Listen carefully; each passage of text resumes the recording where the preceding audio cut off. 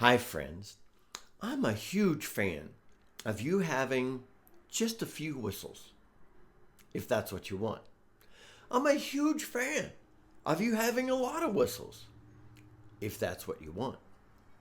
However, what is important for us to know and realize, and this is what I want us to talk about today, it's very important for us to know that no matter how many whistles we have, we will grow as whistle playing musicians if we focus on a few. Have tons if you want, but focus on some of them so that you learn to play them well. Now, I've previously said that playing different whistles helps us learn to play all our whistles well. For example, the MK Pro. It requires quite a good bit of air pressure to learn to play the second octave well. And a lot of folks, when they grab an MK Pro, they can't play really initially above the F sharp. But after a while, you learn to play all the way up to the top of the second octave well. And it takes a while. And when you learn that, you then are learning. The whistle is teaching you about breath pressure requirements and how to play well. And this is the same with high whistles as well, and whistles in other keys as well. If I have a Roy McManus high D and I play this, it is helping me learn to play well. But playing more than one whistle can create some complications in our growth, and that's what we're diving into today. So let me first talk about the good, the great of having multiple whistles. First, it's just really fun, isn't it? I love having different whistles. I love how each whistle has a different tone, a different voice, and I want to learn that voice. I want to find that voice. It's good to have a high D whistle. It's good to have a low D whistle. They're good for different situations. It's good to have, you might need a B flat for some situation. It's good to have a C whistle.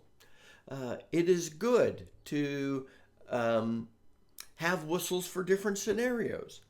The Shush Pro High D is my go-to whistle for sitting around the house and playing.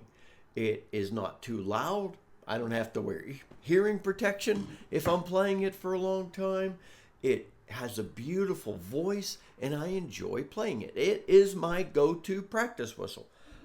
I don't pick up a Roy McManus as my sit around in my small study go-to practice whistle.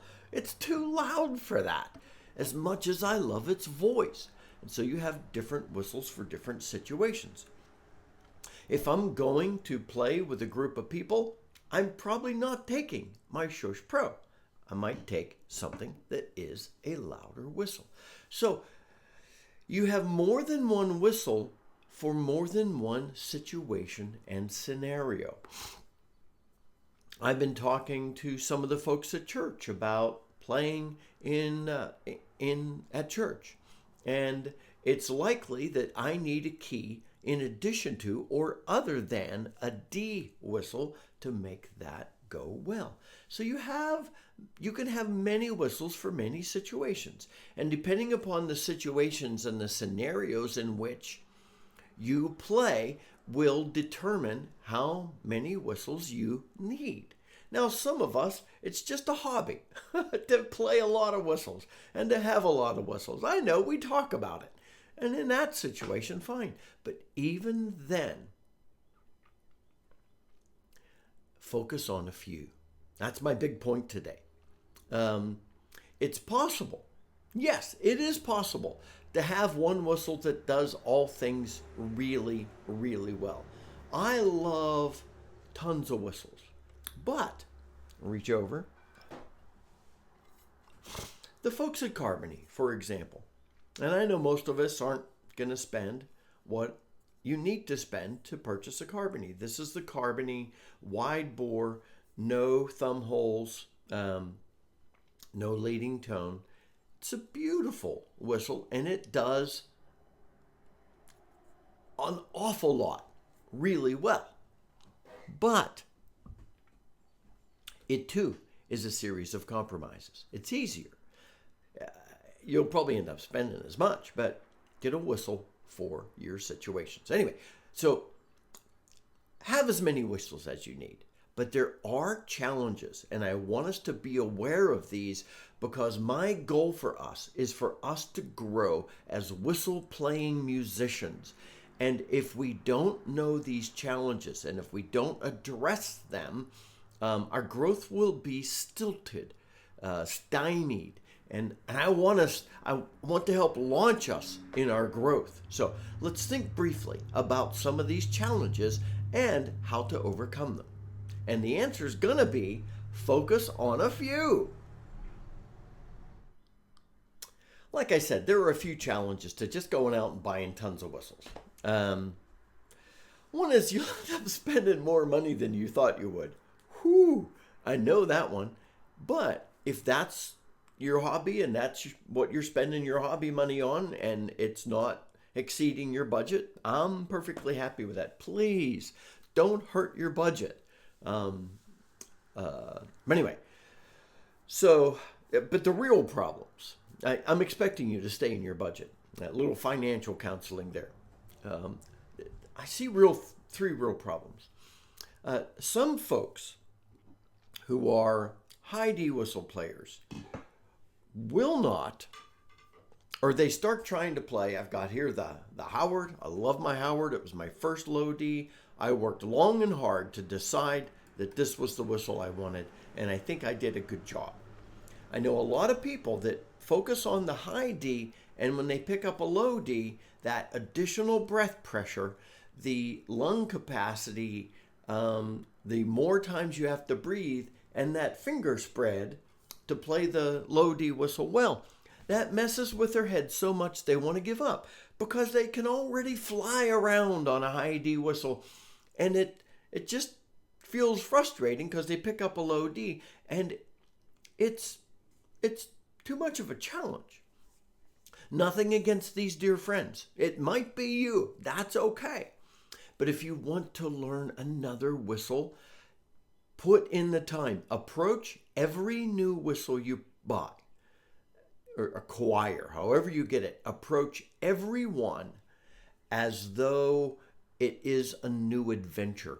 Approach everyone as though it's a new stage in your whistle learning journey. That will help you out. Otherwise, you're going to get frustrated. You'll set it down, and like some friends, you'll say, I love flying on the high whistle. Learning the low whistle's a pain in the neck. And it can be. Put in the time and effort. Focus on a few. Now, if you never really want to play the low whistle, then don't even bother trying it. Borrow a friend's and mess around with it and then give it back. But you will love the low whistle. Put in the time. Put in the effort. Join us in our videos of learning to do it. Okay, that's the first challenge we need to overcome. Secondly, if we never settle on a few whistles, then it will take longer to learn to play them well. If I just pick up one whistle after another and just keep playing every whistle in my collection, I never really focus on any of them. And I don't learn what it takes to make that whistle sing. It takes time, it takes effort, it takes focus. I have purchased a number of wood high D whistles that are really nice. And I've had them for a number of weeks. And you'll know that I've not introduced them to you yet. And that's because it's hard to focus on 5 good whistles to learn to play each of them well. Sure, I could have opened them and just jumped right in, but I'm not learning the nuances that way. It is taking me longer because it's taking me longer to figure out how to be a good musician on each. Focus on a few. You might love every whistle you have, but there you have a situation where, like I already said, the Shush Pro is my go-to for playing in the house, for practicing. I focus on this one, and so I can make this one sing better. I have, with these other new whistles, I'm struggling to know, like I've introduced the Susato recently, I'm struggling to know what my favorite outdoor and playing with others whistle is, because I've introduced so many others.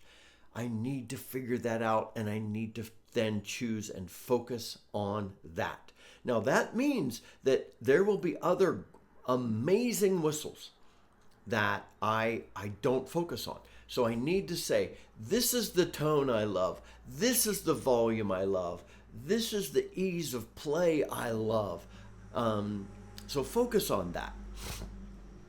And in doing that, I'm going to have a whistle I focus on for my indoor play.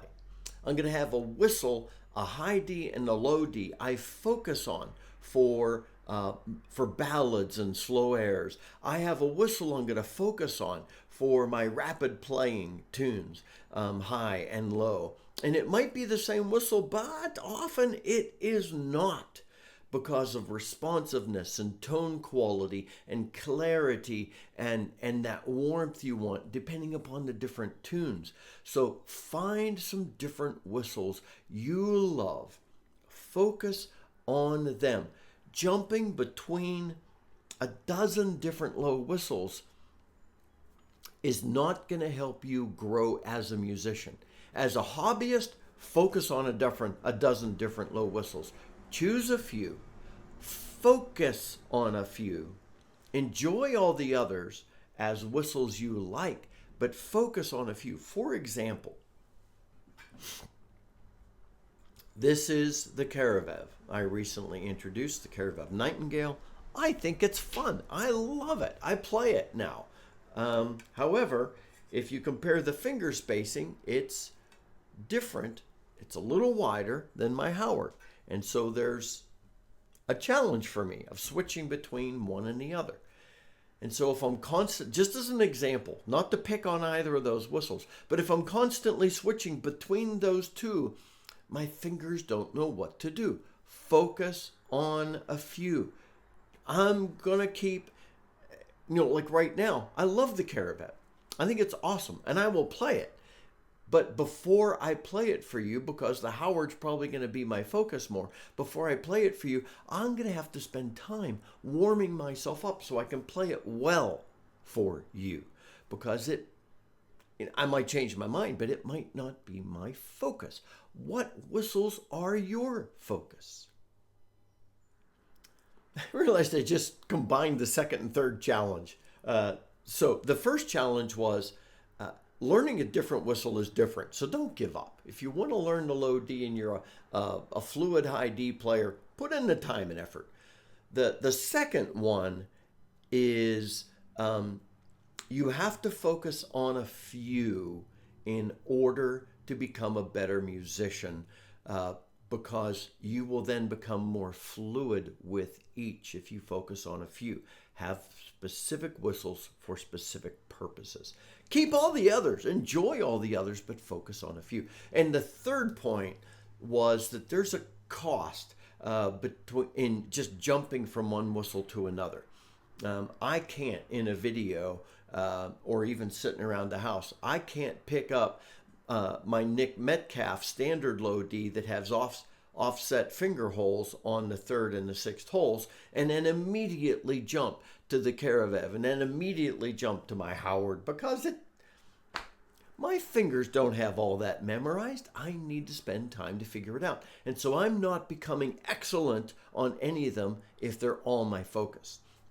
So there's time in switching between them. So that's one of the reasons I say focus on a few. You will have your favorites. Focus on your favorites. Play all the others. That's fine. So the point of all this, I want to come back to. I want all the whistles. I love all the whistles. I wish I could afford every low D whistle currently in manufacturing. I can't. All this comes out of my budget, except for and I have some people that give me discounts. Thank you all. I have some that give me whistles. Thank you all so much. But if I'm buying them, I can be honest about all of them. And I feel I'm required to be honest about all of them. Anyway, there is no such thing as one whistle that does everything 100% well. There's no one whistle that's going to be quiet at home and loud at a session. So just realize that. Have a whistle for each scenario. Focus on those whistles. I am not going to get rid of all my whistles. Yes, I will sell some of the whistles of my growing collection. Mainly out of the high Ds I have. And if I sell a low D whistle, it's because it probably isn't currently being manufactured. But there's no such thing as one everything that whistle does everything. Get whistles you need for the situations you need.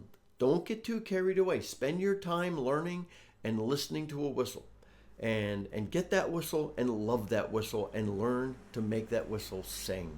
And now, if you fall in love with another whistle, let that new whistle become your focus. You can't play all the whistles well. It's just a reality of life. I was at a concert, Christmas concert recently, and a professional jazz musician is playing a tenor sax. Another professional saxophone player was in the audience and went up to him after and said, "I love your playing. You are amazing. But you're first an alto player, aren't you?" And the other guy chuckled and said, "Yes." Even professionals, you could tell where their primaries are. Focus on a few. It will stand out. So you will become a better whistle player if you focus on a few. Do yourself a favor. Decide which ones will be your favorite. What's your favorite quiet whistle? What's your favorite session whistle? What's your favorite slow air whistle? What's your favorite fast tune whistle? High and low and in between. That means you're going to end up having more than one whistle. Choose well. Choose wisely. Focus on a few and we will grow better. That's just what I wanted to encourage us with today. I wanted us to be aware of this. The journey is a long journey to become an excellent musician. The journey involves multiple whistles. That's okay. Find out which ones meet your needs and that just light your fire when you're playing them. Focus on them. My friends, I know this is excuse me, a bit of a longer ramble from me. My apologies, but also not my apologies because we need to know. Get all the whistles you want, but you will grow better if you focus on a few. Focus on the few you love that meet the scenarios in which you play. And then as the scenarios increase, let your collection increase. And purchase judiciously so that you get the whistles that meet the requirements. And then focus on them and learn to play them well. Until next time, this is Scott Shaden. Happy learning to play well, my friends. Now go choose your favorite whistle and play it until you feel like you know how to make it sing. Happy whistling.